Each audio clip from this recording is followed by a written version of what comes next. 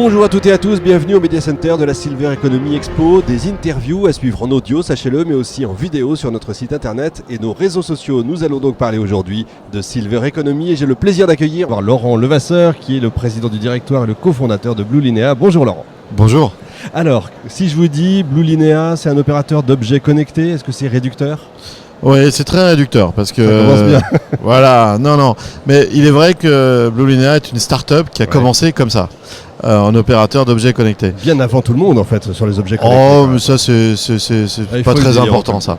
Par contre, aujourd'hui, quand on présente Blue Linea, on dit surtout qu'on est là pour prendre soin de vos parents ou vos grands-parents, qu'ils soient très âgés ou en situation de handicap, et aussi bien à domicile ou en établissement. C'est un peu plus proche. Voilà. La technologie, ça doit être un support selon vous ou ça doit venir remplacer des emplois dans ce domaine-là ? Alors la technologie, quoi qu'il arrive, elle ne va pas remplacer d'emplois. C'est un grand fantasme pour plein Exactement. de gens. Oh là là, on va perdre... Et elle ne va pas remplacer d'emplois et elle va permettre de licencier personne. Parce Bonne que nouvelle. le sujet, il est plus grave. La ressource humaine sur la Silver Economy, autour des personnes âgées, dans la longévité, autour des services à la personne à domicile, est très rare. Donc il y a une problématique d'attractivité dans le sanitaire et le social. Et donc tout ce qui va pouvoir être une aide technique, tout ce qui va pouvoir être une valeur d'usage pour une famille, va être le bienvenu, avant tout. Ça, c'est super, c'est une bonne nouvelle. On dit souvent que le secteur des services à la personne ne dégage pas de marge pour les entreprises. Comment vous faites ? C'est quoi votre secret ? Alors, le secteur du service à la personne ne dégage pas de marge. Il est vrai que c'est un secteur qui est très tendu. Un de nos partenaires, Guillaume Richard, dit souvent qu'on gagne des centimes les uns après les autres. On parle de centimes d'euros par mois, par opérateur, c'est clair. Aujourd'hui, on arrive à valoriser nos services à notre niveau chez Blue Linea parce qu'on est d'abord au service d'une famille. Et les familles contractualisent des abonnements chez nous, sans engagement, des abonnements mensuels. Et au travers de ces abonnements, on va pouvoir accompagner 24 heures sur 24 ou on va pouvoir soutenir à distance leurs parents. Et ils vont payer un service qui va bénéficier là aussi d'un crédit d'impôt, mais ce service, ils vont le valoriser peut-être un peu mieux que si c'était un département ou une collectivité. Parce qu'ils vont être beaucoup plus au contact de nos équipes et se rendre compte que ce service a une valeur et ils vont accepter de payer 19 ou 24 euros par mois sans sourcilier parce que la valeur H24 est bien reconnue. Ça veut dire qu'on est prêt aujourd'hui en France à payer pour ce type de service ? Blue Linea s'est développé surtout en travaillant avec les familles, au plus près des familles. Vous allez sur notre site internet, vous avez un parcours de souscription.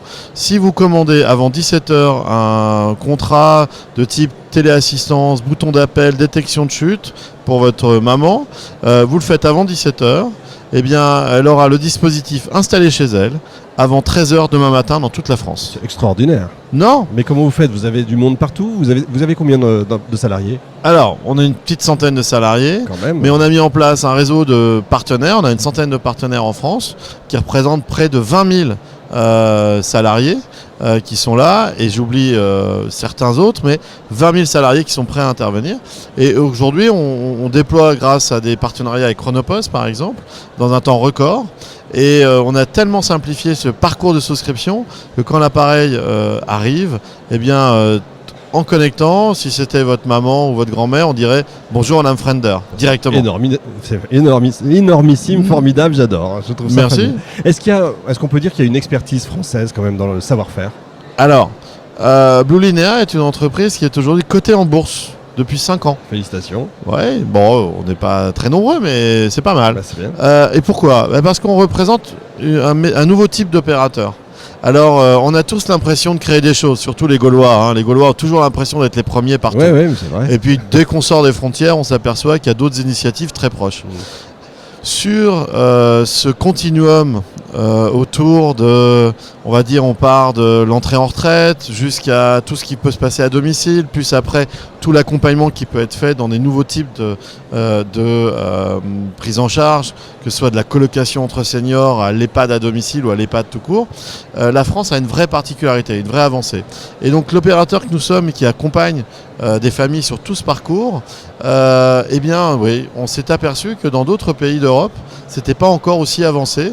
Et on commence à discuter avec des structures en Allemagne, en Angleterre, en Espagne. Et on n'est pas peu fiers, mais il ne faut pas s'endormir, on avance. Oui, le traitement de la personne âgée en France tel qu'on l'a imaginé au départ dans ce qu'on appelle la Silver Economy, qui a été induite par Michel Delaunay, qui a été reprise ensuite par un certain Emmanuel Macron et Laurence Rossignol. Vous ne connaissez pas sur l'ordre de l'acte 2 et qui aujourd'hui est un sujet porté directement par Agnès Buzyn. C'est une réalité. Donc ça, c'est plutôt rassurant. Vous savez, en France, on a créé en 1948 la retraite à 65 ans. Oui. Alors c'est un sujet du moment, la retraite. T'es en plein dedans là. Voilà. Quelle était l'espérance de vie d'un retraité ? En 48 ? Ouais, je vais vous aider. 18 mois. Il avait 18 mois d'espérance de vie. Waouh ! 66,5 ans. Aujourd'hui, il a 35 à 40 ans devant lui.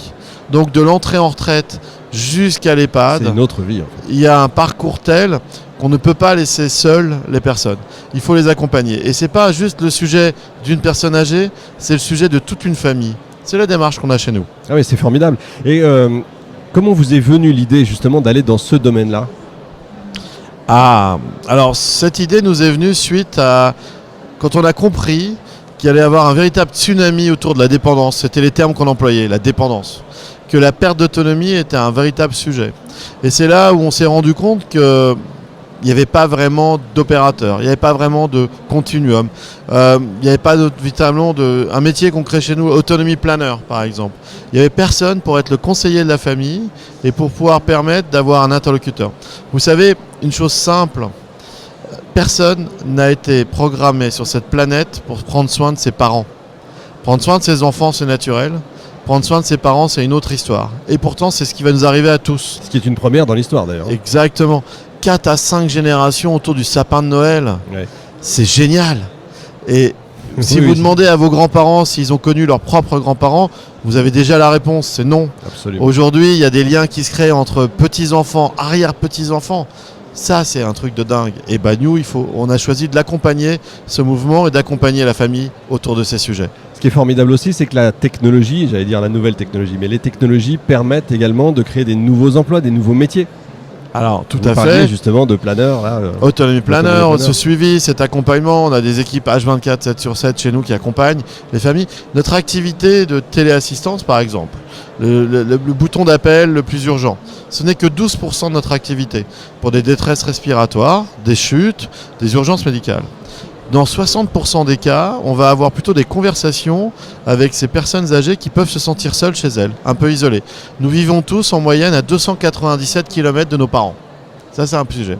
Et dans 30% des cas, on va avoir des conversations avec justement ces enfants qui ont entre 50 et 70 ans pour leur donner des conseils de vie au quotidien, comment se comporter avec son parent Alzheimer, parkinsonien, comment les accompagner dans les maladies chroniques, comment leur donner les clés de ce quotidien qu'ils n'avaient pas imaginé il y a 20 ans ou 30 ans. Les montres connectées type Apple Watch, etc., qui aujourd'hui sont capables de détecter des chutes, pour vous, c'est quoi ? C'est des concurrents ? C'est une offre supplémentaire ? Pas du tout. Aujourd'hui, on intègre tous ces dispositifs dans Blue Home Care, qui est notre cockpit logiciel qui suit à distance le senior, son habitat ou son établissement. Et ça permet comme ça d'accompagner ces personnes avec ce type d'outils. Parce qu'on va pas, par contre, on va pas, par exemple, qu'une montre connectée vous donne une information sur votre papa ou votre grand-mère, c'est intéressant.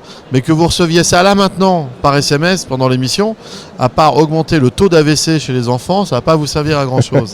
Chez nous, on va plutôt traiter l'alerte. On va plutôt regarder s'il s'agit d'un faux positif, est-ce que c'est une vraie alerte ou pas. Et puis on va mettre en place une stratégie avec les voisins, avec les pompiers, comment faire. Et on va gérer ça le plus sereinement possible. Voilà. C'est malin votre truc, vous êtes une sorte de hub en fait, qui est capable de faire venir toutes les technologies. Aujourd'hui, sur ce salon, toute notre communication, elle est simple. Ça s'appelle le Cube d'ailleurs, votre. Ouais, le Cube. C'est pas un stand, c'est une salle de réunion. C'est pas pour vitrée, rien. Voilà. Pourquoi ? Parce qu'on n'a pas de clients. Nos clients sont les familles. Ici, ce sont des professionnels. Ces professionnels, ce sont ou des personnes qui cherchent un nouvel emploi, ou des personnes qui cherchent à devenir franchisées, ou des personnes qui ont déjà une activité de service à la personne ou autre, et qui ont envie d'apporter un service en plus. On a une centaine de partenaires aujourd'hui qui nous font confiance, et d'ailleurs, toute notre communication cette année, c'est merci pour votre confiance. Il faut de la confiance pour accompagner une famille, il faut de la confiance pour accompagner un grand-père ou une grand-mère, et il faut de la confiance pour bâtir des offres ensemble. C'est ce qu'on essaye de mettre en place. Ce qui est bien, c'est que la technologie s'accompagne de l'humain, je trouve ça vachement bien. Il n'y a pas d'autre sujet.